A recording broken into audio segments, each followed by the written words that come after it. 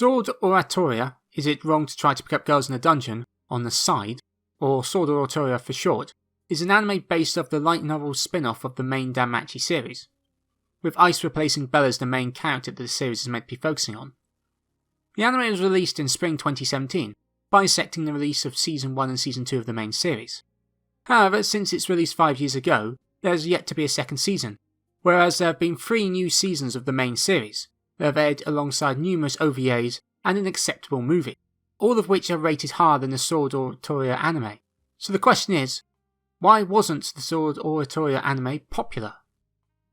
Well, to start with the basics, it retreads a lot of the ground that the original anime already undertook.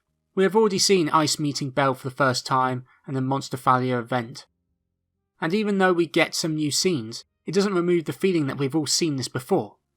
The other issue with this is that all the other scenes that are unique to this anime feel like they come out of nowhere, as there was no foreshadowing or references to the events that occurred in Sword Oratoria in the original Danmachi series.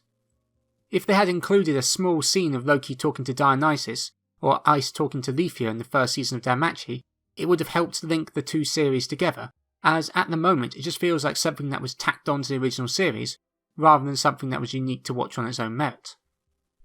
This feeling of being tacked on also extends to the plot of the series, where with the original Danmachi series, Belle had an aim which he strove towards. That was being as strong as so that she recognised him and agrees to go out with him in the future.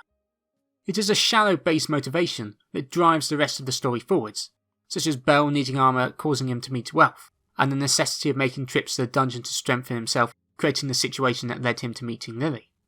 Whereas in Sword Oratoria, it feels like the Loki familiar, rather than being the drivers of their own story, a little more than bystanders reacting to things around them, rather than driving the plot forwards on their own volition, and this is not helped by the characters themselves. Now in most series we're introduced to the main characters first, with the rest of the supporting cast being added slowly over time, allowing you to understand their motives and desires along with how they fit into the story that is being told. Whereas in Sword Oratoria, the anime drops you immediately into a battle on the 50th floor, where you are roughly introduced to all the new characters that you are meant to care about, and there are a lot of them. This means that you don't feel that strong a connection to any of the characters that the story is trying to make you care about. Nonetheless, this is meant to be a side story, so you are already meant to have some idea of what the characters were like beforehand, as you'd have seen them in the main serial. So I can give this anime some leeway, as you shouldn't have to introduce characters that we have all seen before all over again. However, apart from a loose reference to Ice's mother, you don't really get to know any of the Loki familiar any better than you would have if you just watched the first season of the anime. None of their backstories get explained that well, along with the reasons why they do the things they do.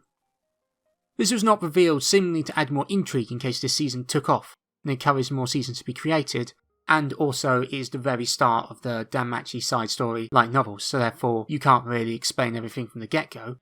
However, that being said, there is one character that does have this explained for them. Let's talk about Leafia. Leafia is the main perspective we see this season through, and I'm going to be blunt. She comes across as a worse version of Belle. Her actions and motivations are the same, the desire to be close to Ice and to become stronger. Only that her simping over Ice is turned up to 11, with her getting incredibly angry at Belle for even attempting to talk to her, or crying under a pillow because she cannot go with Ice to the Monster Failure. Her arc is also very similar to Belle in the series, with her struggling at the start, then helping to defeat the renegade monsters in the Monster Failure, and then she learns a new power before helping to kill a boss creature that was overwhelming her party at the time. This parallel development with Belle undermines her uniqueness as a character, and makes people who finish the anime wonder if they really want to watch another season of the side story which has a main character which comes across as a more annoying and horny version of Belle. Truthfully though, the main cause behind the season not being popular is that it is a side story that covers ground already covered in the first season of the anime, and was released at the time where people were after a second season, not a retread of the first that felt tacked on. That being said, I still think it comes across as an okay season, but it's not a must watch for any Danmachi fan. As similar to the movie, it comes across as a pleasant waste of your time, that although it does not drive the story forward, does fill a corner if you're after more Danmachi content, which is always a good thing.